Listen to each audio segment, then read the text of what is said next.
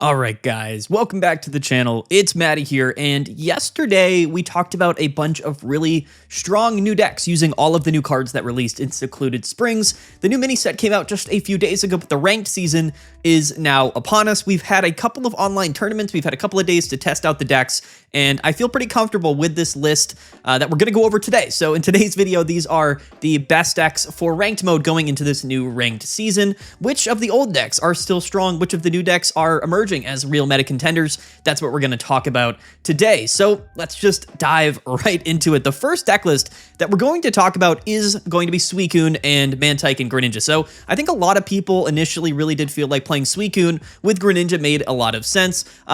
Different than a lot of the other water type Pokemon that you would pair with Greninja, Suicune allows you to draw cards while it's in the active spot and providing a lot of damage and value in the early game. It makes a lot of sense to pair it with Greninja. Mantike can set up Suicune and Greninja basically in one earlier turn. It has free retreat, so it's a really strong partner. This deck list here is playing one copy of Palkia. I actually do kind of like Palkia. It's a little bit of a Hail Mary type card. Of course, it's not something we really want to start with, but one copy of it doesn't really add any, or reduce any consistency of the deck, but it does have an option here to hit for 150. Just a really heavy hitting Pokemon. We have two copies of Misty and we have Mantike in here, so it is possible to get this Palkia set up, and it is a win condition, and I think it does kind of make sense to play it here in this list. And then two copies of Cyrus, two Pokeball, two Rare Candy, one red card. So when we're playing this type of deck list, we're playing at least 8 Pokemon. We don't have that much space in the deck list. So again, I think Misty is correct for those really early, attacks for our water Pokemon. Makes a lot of sense. Cyrus because of Greninja, of course, makes sense. Pokeball and Research, all cards that you need in the deck list. So there's really not that much space in this deck, but I do think it can do a lot of things. It can draw cards pretty well. It has really fast-paced aggression, and it also, I guess, has various different, more consistent win conditions in the late game because of the Greninja Cyrus and the Palkia. I really like this deck. I think it is by far, I would say, the #1 most played deck coming into this new season. Suicune was definitely very, very hyped up, and I think a lot of people were excited to play it. A big reason for that is because it is so strong. But a lot of people might be curious, is water type really safe? We made a couple of videos leading up to this set coming out, and we talked about, is the water type finally going to emerge back into the metagame? The cool thing about Greninja is that it does kind of cover our Oricorio problems, right? So water type Pokemon, of course, don't love Oricorio, and any EX Pokemon don't love Oricorio, but Greninja with Water Shuriken and the 2 energy attack can get over Oricorio pretty easily, so you're kind of forced to play Greninja, and if not, then you're kind of forced to play like a Water Silvally deck. Most people have elected to play Greninja, and that's a big reason why I think that, Suicune has a lot of potential, but it's also a pretty flexible card. Even though it has only 2 energies in its attack cost, you can play Suicune in a variety of different ways, which we're going to talk about later in this video. This is what I would just call, the most popular way to play Suicune. It's a very, very good deck, but be on the lookout, because if this deck really does emerge as probably one of the most played decks early on in the metagame, a lot of people are going to counterplay you, and they're going to choose decks that they believe are strong against this deck. And in one of the recent online tournaments, we did actually see that happen. So actively right now is the Frog EX tournament, and a lot of really great data and a lot of really cool deck lists have emerged, and we're going to showcase a couple of them in this video because I do think they belong here. Next up, though, we're going to talk about Greninja Oricorio. So I think that Greninja Oricorio is also a really good partner for Suicune, right? We can play Irida, Suicune with 2 water energies in its attack cost, meaning if we are playing dual energies in this deck, which we are, typically we play water and lightning energies, we can still attack with Suicune like pretty often. It's not like super common that you get like back-to-back lightning energies, but even if Suicune just kind of sits into the active spot, it's drawing us cards, and we can just Broken Space Bella with Giratina. We have the Greninja Cyrus Giratina combo. We also have Oricorio if we're playing dual energies, which is its own win condition. So a deck list like this, which is sort of similar to that first deck we took a look at, still playing Greninja, still playing Suicune, but now we're playing the Oricorio Giratina stuff. I actually feel like this deck list has probably performed better than any other deck in this early metagame, and probably going to be my #1 sort of, like counter meta choice. And if you're trying to play a deck that is specifically strong against a lot of the decks that people are going to be playing in this early season, this would be sort of my #1 choice. I think for, whatever the reason, Greninja Oricorio just ended up being a really strong choice. in this early meta. It's a deck list that does well into Giratina and Darkrai, tons of healing. Of course, Oricorio can kind of solo that matchup, but we have Greninja, we have Cyrus to deal a little bit of extra damage. We have Irida to keep Oricorio alive even longer, and we have one copy of Guzma. So this is a deck list that is really tailor-made to counteract Giratina and Darkrai, which of course is still seeing a decent amount of play. But because we're playing Oricorio, we're good against other Suicune decks. So this is a really nice in-between where we're playing Suicune and we're playing Greninja, but we're also playing Oricorio and Giratina. There's a lot going on here. It's not the most consistent strategy, but its matchup spreads into the most common decks being played right now at the beginning of this season is very, very consistent. It is definitely one of the more well-positioned decks. Again, if you take a look at everything that people are playing, this deck does well into almost everything. So I don't know if the one Suicune is really needed here. It certainly is a good card, so it kind of makes sense to just throw it in here. But I would just say that Greninja and Oricorio ends up being a really, really strong choice. So kind of my number one counter meta choice right now going into this weekend and really the first week of this ranked season. The meta would develop for sure as time goes on, but this really seems to be kind of that number one Oricorio deck. A lot of ways to play Oricorio, and Turbo Lightning decks in general are definitely doing okay, but they don't necessarily do as well into Suicune and Greninja, again, because a lot of those Turbo Electric decks are playing Oricorio, and I really don't feel like Oricorio is that safe. And if you are going to play Oricorio, you have to play a strategy that is very tailor-made around it, or a deck that at least can keep Oricorio alive or function very well even if we're not using Oricorio, which I think Greninja and Oricorio does exceptionally well. So this might be a sleeper for you guys, but I do think that Greninja Oricorio, which saw a little bit of play last season, I believe it was somewhere around 4 or 5% of the meta share last season, definitely one of the decks that I think is just coming alive really dramatically in the first few days. So keep your eye on this deck list. I really think it's going to be quite strong. Again, really strong into Giratina and Darkrai, but also kind of a counterplay to other Suicune water decks, and I think that's really important. And if that's what the meta really shapes up to be, then this is going to be a really strong choice. So shout out to Greninja and Oricorio. Next up on the list is Giratina Darkrai. We don't have to spend a lot of time talking about it. This expansion didn't actually change anything with Giratina Darkrai. I don't think that there's any reason to really add any cards or remove any cards. It's just Giratina Darkrai as we've known it for the last 2 or 3 months, basically. It's got Red, it's got Leaf, it's got Cyrus, Sabrina, Guzma, Pokemon Slender Ladies, Potions, Rocky Helmets, Giant Capes. It's got, the quintessential Pokemon Pocket package right now. We're only playing 4 Pokemon. It's a consistent deck list. In terms of its positioning, I actually feel like Giratina Darkrai might be definitely less well positioned at the beginning of this format as it was, last season, right? When A4 came out, Giratina Darkrai really dominated from the first week. I still think it's a very solid choice, but a lot of the decks seeing play right now are either Oricorio decks or some of these really fast-paced, aggressive water-type decks, which actually do fairly well into Giratina Darkrai. I have to recommend it, right? If we're making a list of decks that you should be playing to grind in rank mode, we can't not talk about Giratina and Darkrai, right? I mean, it's still really good. I wanted to showcase it again. It hasn't changed, so nothing else too surprising here. We have to be a little bit careful playing Giratina Darkrai right now. We'll have to see if Oricorio becomes either super relevant or not very relevant. It's really interesting because a lot of Greninja is going around, right? Which, like I said, is strong into Oricorio. But if you're playing Greninja and Oricorio, that kind of solves that problem, right? So that's one thing to really look out for. If you are playing Giratina Darkrai, it's going to be a good choice. All you really need is like a 50% win rate to pretty easily get to Master Ball rank. This deck's probably going to do it for you. Espeon's definitely still seeing some play as well, so we'll have a strong matchup there for sure. And I don't know how many people are playing Buzzwole either, so some of the bad matchups are seeing a little bit more play for Giratina Darkrai, but a lot of the good matchups are still seeing play as well. So very interesting as well. For Giratina Darkrai, we had to put it on the list. Next up is going to be Donphan and Donphan Rampardos. I think this deck was directly buffed, honestly. I think that Donphan has a pretty good position in this new season, being a Pokemon that can effectively one-hit KO a lot of those legendary beasts with Memory Light, copying the Flail attack from Phanpy. It's also fairly aggressive. There are those games where we can go turn 2 Rare Candy Rampardos, or those games where we just sort of go second and we can continue, or go first rather, and then evolve into Donphan and just get off to some really decent early pace. So I really like Donphan. I think that Donphan Rampardos was actually the better way to play Donphan last season, even though everybody wanted to play Lucario. You can't deny that Rampardos is a very, very strong card. And now Rampardos as well actually also kind of got buffed with Memory Light. Rampardos can copy the attack from Cranidos and actually one-hit KO an Oricorio without taking that recoil damage, which is a really, really valuable thing in the metagame. Phanpy as well can get the KO on Oricorio, which I think is pretty cool as well. I like Donphan. Honestly, one thing to keep in mind, though, is that if we do attach Memory Light to Donphan EX, and we copy the flail attack, we still will not be able to damage Oricorio because it is an EX Pokemon that is using that attack. It's just copying the attack of its previous evolution. So keep that in mind. Fighting, we thought fighting might be getting a big buff in this format. We were a little bit afraid, right? Initially, it was like, okay, is water going to become meta, or is Oricorio and Lightning Deck still going to dominate? If so, is fighting going to get buffed to counteract all of that to have a nice sort of balancing going on? But no, this season, honestly, I think what's going to end up happening is that water will be paired with Oricorio, and then fighting type, kind of ends up being somewhat balanced with this little bit of a Donphan buff. I also think things like Garchomp and Gallade have potential, but Donphan to me definitely still seems like the best option. So I wanted to include it. I wanted some type of fighting deck here in case these lightning decks really do kind of take over. I think Donphan is probably our number one option there. And like I said, it was a very decent deck last season, but I think it's even more well-positioned this season. And I think that Donphan with Memory Light and Phanpy actually does fairly well into the Legendary Beasts.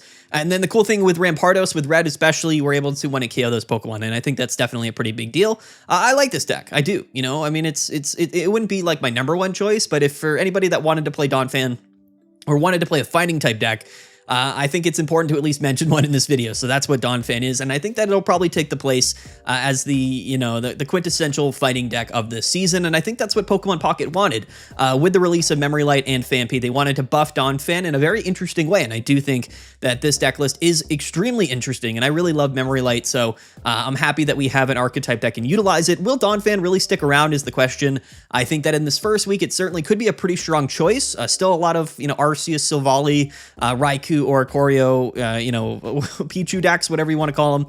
Lightning type is just very common. So I think Donphan will be well positioned.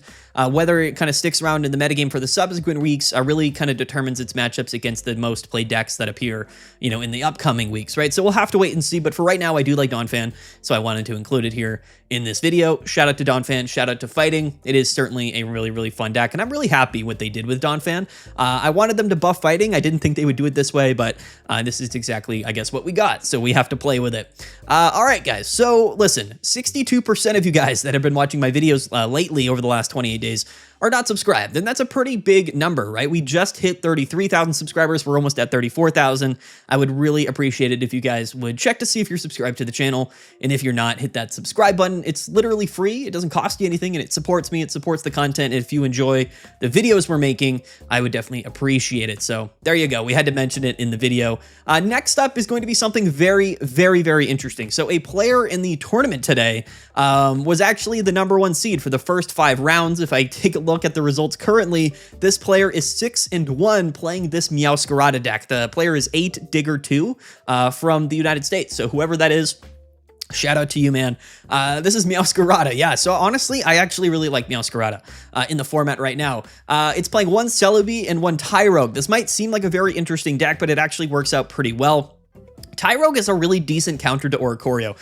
Going first, it can 2-hit KO an active Oricorio, and I think that that's also pretty valuable to just potentially, KO it, but we are playing 2 copies of Giovanni, so keep that in mind, right? Meowscarada with Giovanni can KO an Oricorio because it's not an EX Pokemon, and to be fair, I think that Silvally is ending up seeing a lot less play this season. Well, water decks aren't really playing Silvally, and a lot of the lightning decks have swapped over to like an Arceus, Magnezone, sort of, Raikou type stuff going on, so I think that Meowscarada is actually very, very well positioned. Traditionally, a card that does really well into Giratina and Darkrai, being able to one-hit KO those Darkrai EXs, and 130 damage is a lot. So we're going to be able to KO, especially with Giovanni, take KOs on really all of the Legendary Beast Pokemon. I like Meowscarada. I really, really like it. It's, of course, going to be strong into Guzzlord, hitting for weakness, and then, of course, the Celebi. Yes, I think this Celebi is broken.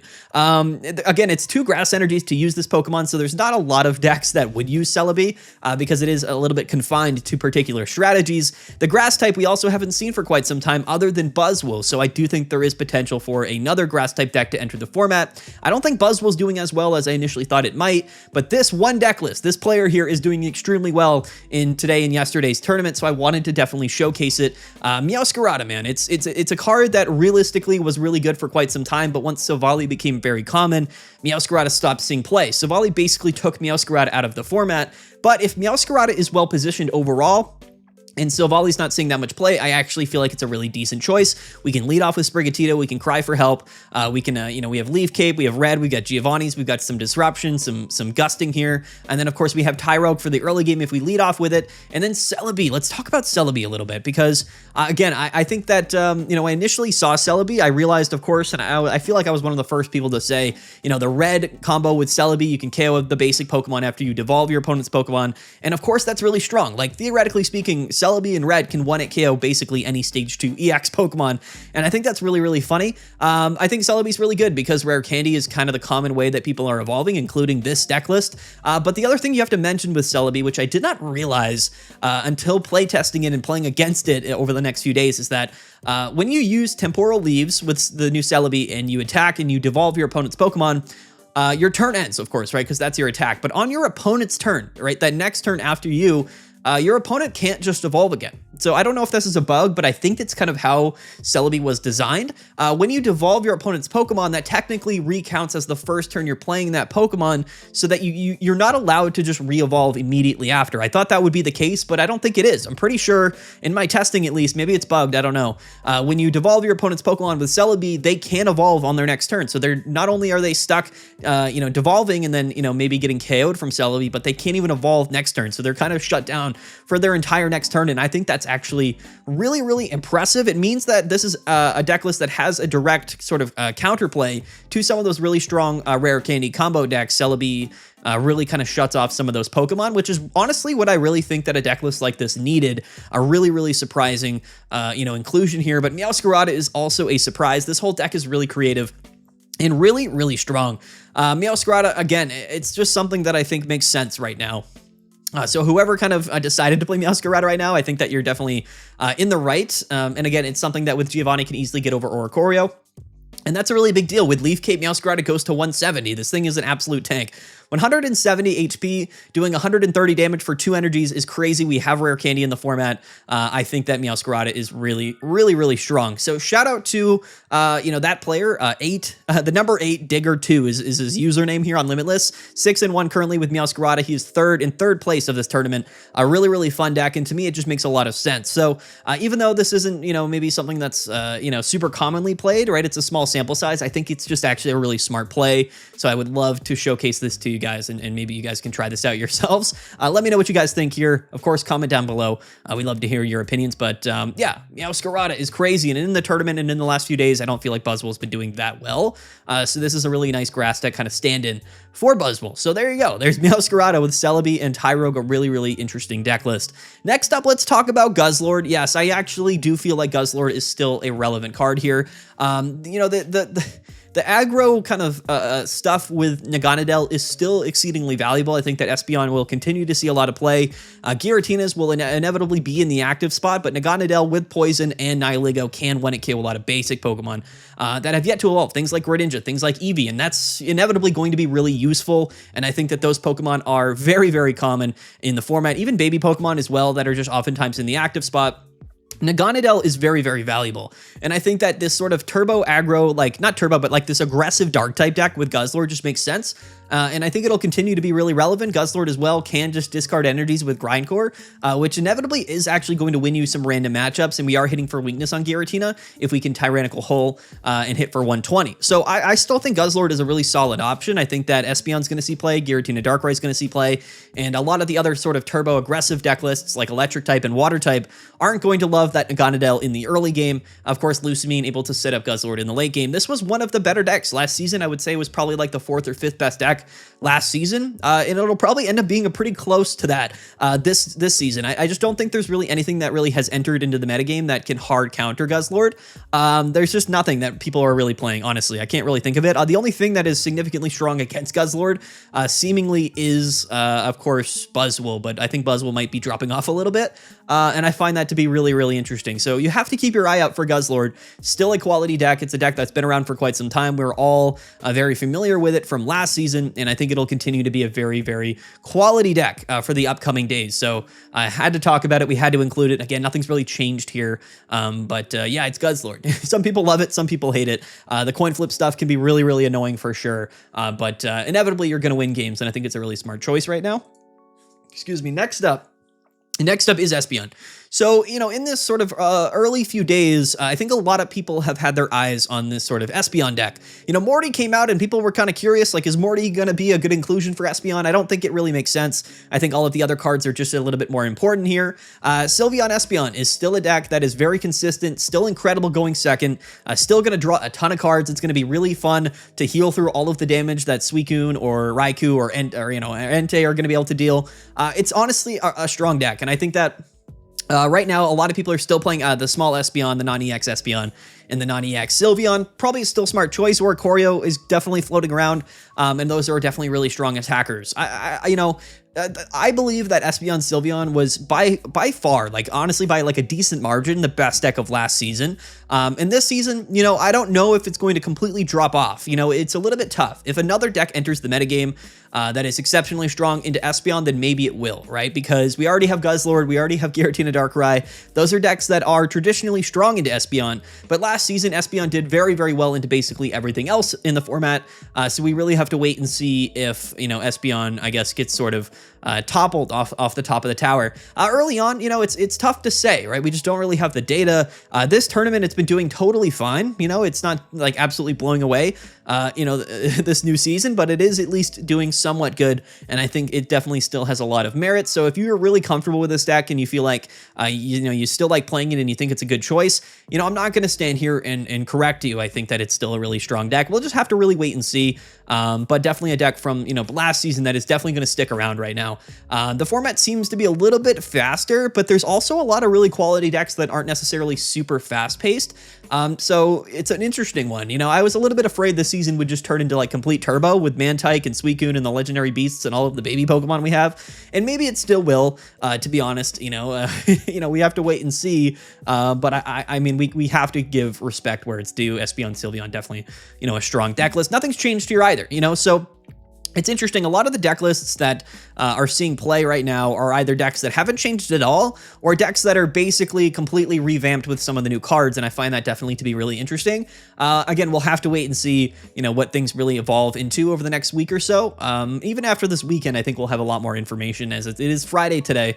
But the first weeks of the metagames are always interesting. We're a little bit sort of, kind of just, grasping at straws. We're just trying to figure out what we think is the best choice, and safe choices are oftentimes pretty good. So there we go, Espeon and Sylveon. Next up, let's talk about like some Magnezone, Raikou, Oricorio stuff. We did talk about this in yesterday's video.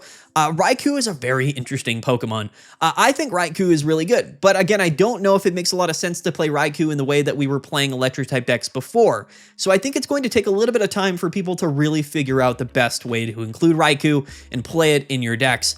This version here was the most played deck in the tournament this weekend, but also, it hasn't been like extremely successful. It's definitely been okay. This is a deck list that's going to be doing fairly well into, all of the water decks. And I think that's definitely the big upside here. Raikou really is our only strong leadoff. Again, Oricorio just doesn't feel very safe in this season. I like the Magnezone stuff with Raikou and the elemental switch with Magneton. I think that's really nice, but honestly, I'm not very high on Oricorio unless we're pairing it with Greninja, because Oricorio seemingly is getting countered by Greninja, which is everywhere, right? So you're either on the even playing field when you're playing Oricorio and Greninja, or you're at a disadvantage if you're not. So I don't know how I really feel about Oricorio so far this season, which is an interesting thing to say, but I still think Lightning type is very well positioned. So I think what we have to do is really take some time over the next few days and really kind of figure out the best way to be playing Lightning type that maybe doesn't include Oricorio, because I honestly feel like Oricorio will be kind of reserved for those sort of Oricorio Greninja decks, at least for this early season.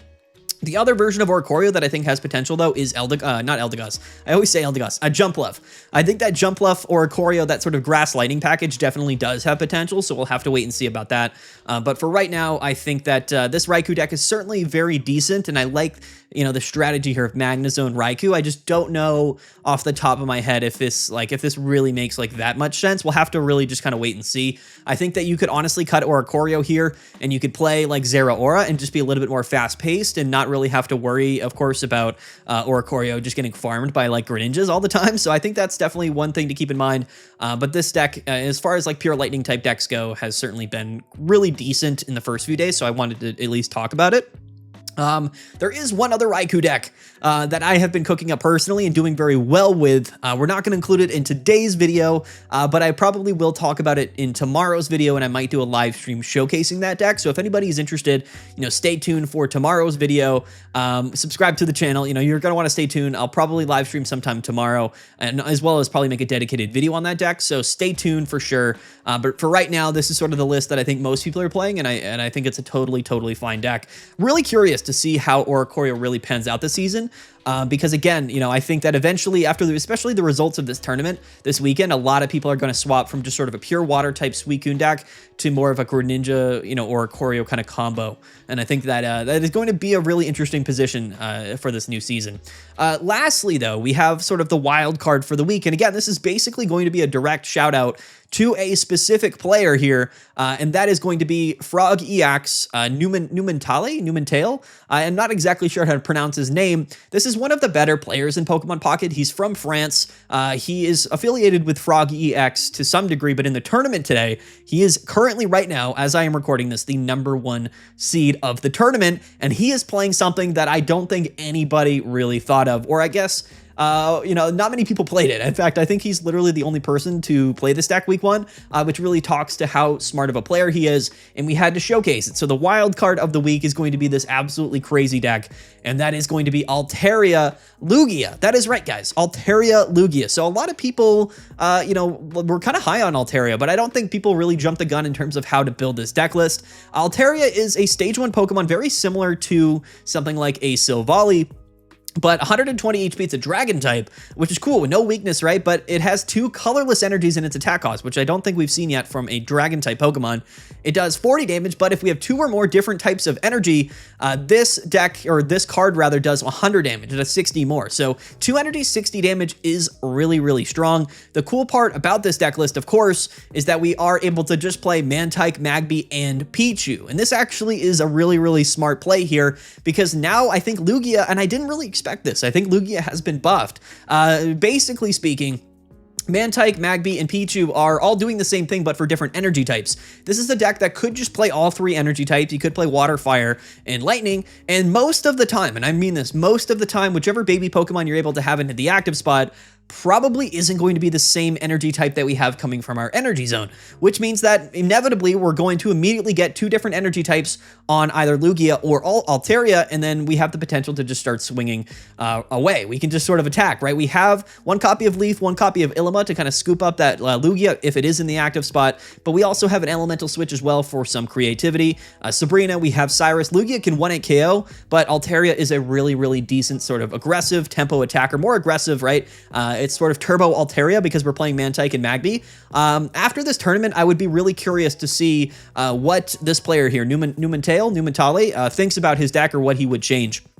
So this player in particular, this tournament beat Giratina Darkrai, beat another Darkrai deck, ended up losing to Oricorio Greninja, but beat Suicune, beat Espeon, beat Silvally, beat another Suicune Greninja deck, had a bye in the first round of Top Cut, and then also just beat Poliwrath deck in Top Cut. So I think it's really interesting. Again, he's on an absolute tear. He's 8-1 right now. Maybe his run will come to an end. Maybe he ends up winning the tournament. But this to me was such a creative deck, such a really cool deck that I had to include it in today's video. And it's something that I'm going to have to play test. This was too big brain for me. This was not something I thought of initially.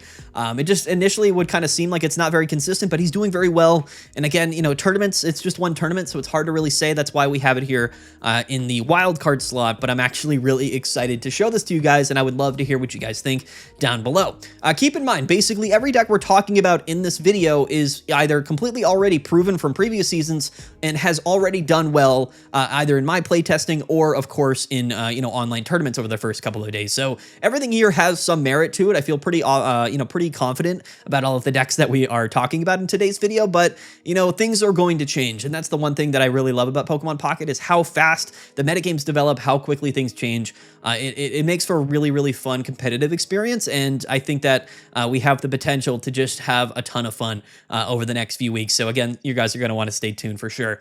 So shout out to all of the deck lists and all of the players here. Really fun first week. I know we talked about deck lists yesterday, but I wanted to kind of get this video out because I really wanted to be a little bit more competitive focused, and I wanted to talk about what decks I really believed were like the best right now because the rank season's up, right? I mean, it's the new rank season. We want to get ahead of things. We want to hit Master Ball quickly, and we want to get in there. We want to do our thing. So there you go, guys. Comment down below. Let me know what you guys think. Don't forget to like and subscribe. Stay tuned. Tons of videos coming, guys. Again, comment down below. I love hearing your opinions. So, you know, anytime you can comment and share your thoughts about anything, you know, I think that it's I love it. So, you know, feel free to do that. All right, let's get out of here, guys. A 30-minute video. We're doing pretty good on the timings here. Peace out. Have a good one. We'll see you guys tomorrow. And yeah.